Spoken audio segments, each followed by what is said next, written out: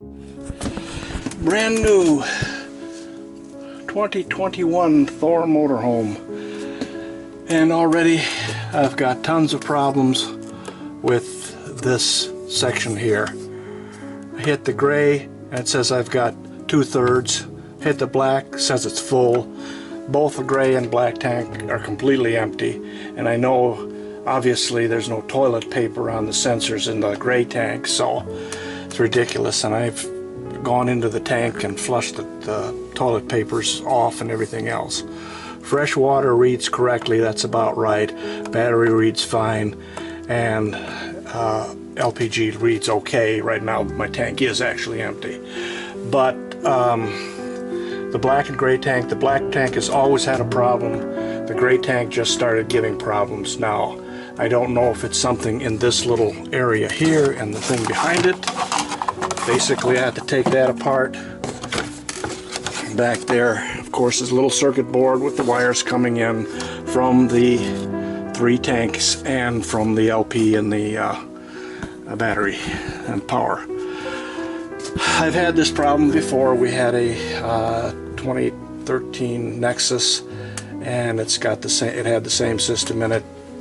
It worked for a while, and then it flaked around, and it was a mess. Could never tell exactly what's going on. You know, when it hits 2/3, you really don't know if you're 2/3 or you're almost full. When it hits 1/3, you don't know if you're actually 1/3 or you're closer to 2/3. It's just a ridiculous way to do things. They still do it this way. So I'm going to pull that all out and install the Seelevel 2, which I did on the Nexus, and I will probably do a little short video on that. One of the problems I got is I've got a pilot out and a pump for the water pump indicator. The water pump is here, and of course pilot light is for the LP gas. They do make a Seelevel 2 that has a water pump switch with an indicator on the panel itself. The problem with that is then I got to do something here and block that out, and I don't know if that's going to look any good or not. So what I'm going to try and do is figure out if I can take these 2 indicators, put the pump here, and put the pilot out here, so that that I can still use that. What I'll probably do is see if I can either remote mount it, or haven't figured it out yet. We'll work on that. One way or another, I'll get an indicator here for the pump and for the LP gas that is out.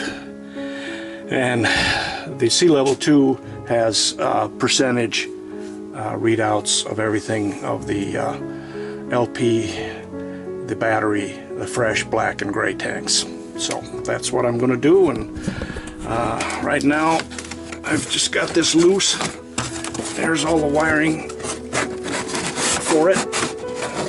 Another wonderful thing that they did here is got a nice little closet here to hang stuff up, but as you will notice, there is nothing between here, so if anything falls in and grabs on a wire or rubs on a wire, they're going to cause a real problem. So I'm going to take attention to the mess right now. But this is the panel off the Thor with the indicators there for tank levels, LPG battery, fresh, black, and gray. This is a Seelevel 2 that's going to replace it. As you can see, it's a little large on the large size, but what I'm going to be able to do, hopefully, is the back of this has got enough of a flange around it that I can slip this into a cutout. If I take and line this hole with this hole in that fashion, and then have my cutout there. The only thing I'm going to have to do is move this shore power fault. I've got some little LEDs that I salvaged off another project that I'm going to end up putting in a different location, so that, and then relabeling it, so I can do that. I've got some large ones too if I need them.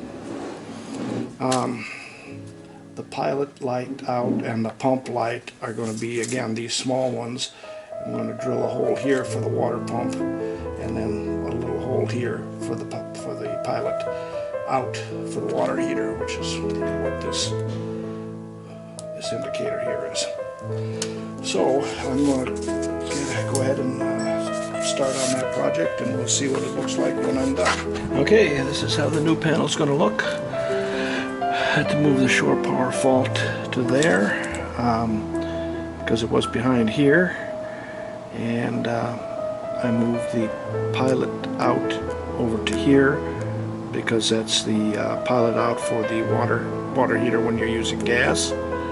And the water pump on I put here. I used a bigger LED mainly because I didn't have any of the littler ones left, and besides, this was a little bit brighter and easier to see, and if we'd end up leaving the water pump on when we're not supposed to. So that will look pretty good. I'll get it all wired together in the back and the plugs that I need, and put it back in and see what happens. We're getting ready to do the mounting of this panel here into there with my Seelevel in this area here. This is my plugs here for the system. What I decided to do is switch down there that is for house lights. Basically, it's just an on-off switch. It works fine when you're outside, you want to turn the house lights on, or you're going out, you want to turn the house lights off. No problem. But in my Nexus, I had a switch down there and also had a switch up in here, so that if you're here at night, you got the lights on, and you want to go to bed, you don't have to sit there and reach way down there, turn it off, you just turn it off right there. So, bought a couple of double pole single throw switches on off, and ran some wires. I had to run 4 wires through the chase down here. There's a black chase going all the way down. Ran 4 wires there, and take those 5 wires over there to that area, and remove the existing switch, and we'll have the power that's down there right now. There's power, and then the wire that goes to the lights. So take the power, put it on one side of the switch jumpers, take one of the wires, splice it into the existing wire that for the lights, so that'll run up to this switch, and then the lights come off of the other switch one side, and then there's 3 chase wires that go from center and normally open, normally closed to the other switches, to the other switch, so that both switches are off, the lights are off. Turn the switch down there, the lights can come on, come up here, and if the lights are on, this switch will turn them off. If the lights are not on, that switch will turn them on, and vice versa. So any one of the 2 switches can turn the lights on or off. Pretty simple. And I'll get that all wired up, mounted probably in this area here somewhere. Get that all back together, plugged in. Got to put a 3-pin plug on this right here, and that is for my thermostat. I know it's got little screws right there where you can remove the wires if you want to take that out, but it is a kind of a pain in the what to do. So I'm going to put a connector on there, that way if I have to take it out, or you have to take this out if you want to get to some of that in the back, or pull it out. That way it'll make it easier to get the thing in and out without having to pull everything. So I'm going to go from there and let you see what it looks like after I'm all done. Well, that's how it looks. Everything's in. This is my switch for the lights. Turn it off, turn it on. You can do the same thing down there. Turn it, oops, down here, turn it off, turn it on. Whichever position it's in, it's going to be the opposite. Seelevel too, we got battery, of course, fresh gray, black. I haven't got my sensors hooked up, so they're open, and LP is basically empty. I gotta fill it up and then adjust it. Everything else works good. Water pump shows on. LP gas on. Of course, I've got 110 volts, and pilot lights should be out. This is my shore power fault, which will light up when there's a fault in the shore power. So, still got a ways to go. Got to get this back on. That's the thermostat, and then I got to hook up all the sensors for the 3 tanks, and we're good to go. Okay, now I'm going to get ready to put the sensors on the tanks. I have 2 12-inch and 1 16-inch. I measured my freshwater tank. It's 16 inches top to bottom. They suggest that you go 1/4 inch from the top, 1/4 inch from the bottom, and you watch what how the tank is laid out. My tank has got a drain that comes into the side of it, into the side of the tank. So there's about maybe an inch or so from the bottom of the tank to where the actual water level would show as empty when you drain it. So what you do is they have sections here that you can cut to shorten it up, and of course on the fresh water you want to know when it's pretty much full and it's pretty much empty. So if I cut a 2-inch piece off of here and then put this piece right here close to the about an inch and a half up, which will be about level with where the drain is coming out, that'll give me a pretty good indication of when the tank is empty, and of course up at the top the tank will be full. On the freshwater tank, these here are not cut. They're just like they are. On the gray and the black tank, I measured the gray and black tank, and it's 12 inches top to bottom. Again, they have the ability to cut about an inch and a half off the bottom as you work up for shortening it. On the gray and black tank, obviously you want to be aware of when it's almost full. So the top of this will be about 1/4 inch or so below the top level of the tank, and whatever happens down here, if this goes beyond, then I'll have to cut that off, and then it won't show, you know, exactly empty, but it's certainly close enough. And on these strips they have markings here and here for gray and black. And what you do is, since all the blue leads are tied together, all the black leads, which are ground, are tied to ground, you cut the tab for the tank that it's on. So if it's on the gray tank, you cut the gray tab. If it's on the black tank, you cut the black tab. And that tells the system which tank it's going to, and so it can read it correctly. Right now it's a little too cold to go on the side of the tank. What I am going to do is take some liquid tape and smear a little bit on the circuitry, so just as a precaution. I am going to put Gorilla Tape on the outside of the tank once this is sealed. It has sticky back tape, obviously, to seal it to the surface of the tank. And then I'm going to put some Gorilla Tape on the outside to give it that double seal, so it doesn't have any possibility of moving. Once you get this on, this is extremely sticky, so once you've stuck this onto the tank, it's not going to come off.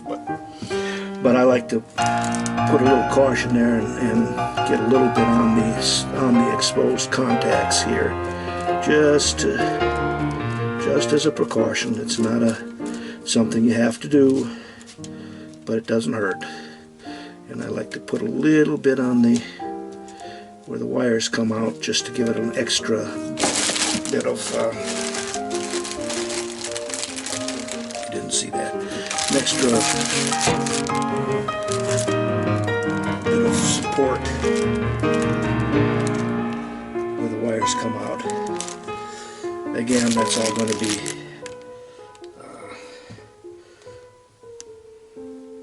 taped with Gorilla Tape, but again, it doesn't hurt to have a little bit extra precaution. Won't hurt anything. Smear a little bit.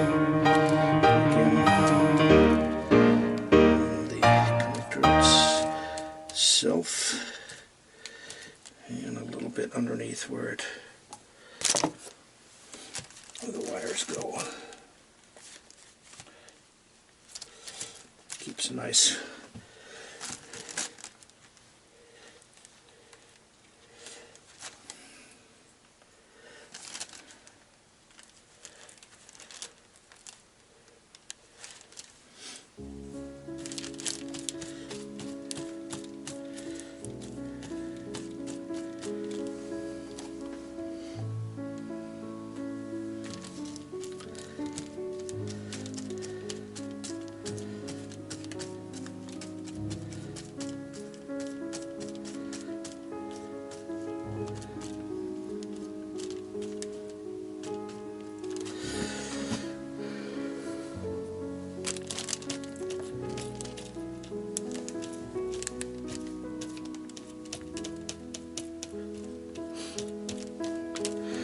there.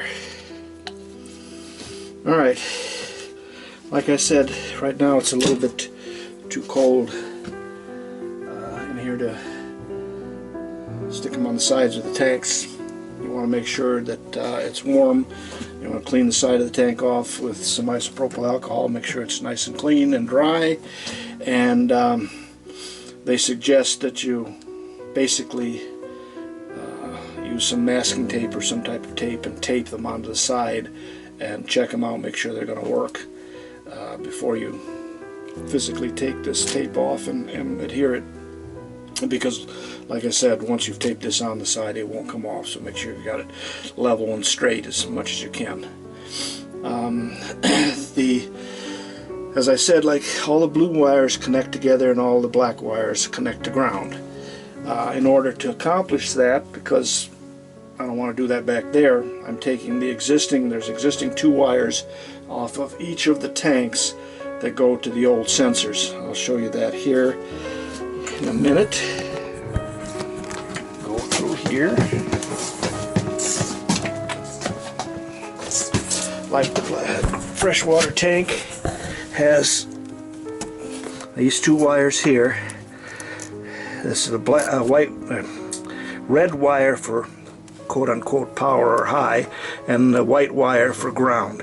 All the white wires go to a central ground. I'm not exactly sure where, but they're all going to a central ground one way or another. So, and then go up to the panel as a white wire for ground. So, and all the red wire here, the red wire down at the other 2 tanks, eventually go up to the connector, the existing connector that was on there, that had a blue wire for the fresh water, a gray wire for the gray tank, and a black wire or a brown wire for the black tank. So you take those 3 wires at the point of the old connector for the old system, tie them all together, and then run them to the blue wire on the pigtail for the Seelevel 2. That gets everything connected together, makes everything work fine. Okay, now we're going to install the freshwater tank sensor. This is a sensor, 16-inch. I've cleaned the surface back there with isopropyl alcohol and then cleaned it and dried it. Now if I put this sensor down to the very bottom, you can see that it will not hit the top here. Since I want it to the top section of the sensor to be about a 1/4 inch below the top of the tank for optimum reading, I'm going to have to shorten it. To shorten it, you've got these sections here. Now you have to cut it at the section, so I'm going to lose about 2 inches here on the bottom. Since I've got this drain here that is maybe an inch, 1.5 above the floor, it's never going to completely drain out. So the bottom section is not really that much importance. So I'm going to cut this last section off, and then mount this top section about a 1/4 inch down from here. I'm going to do it with tape, and then we'll check it out, see if it works, hook it up, obviously wire it up, and then we'll check out and see if it works before we put it on. Okay, I've got the sensor taped on here, and got some mud down here.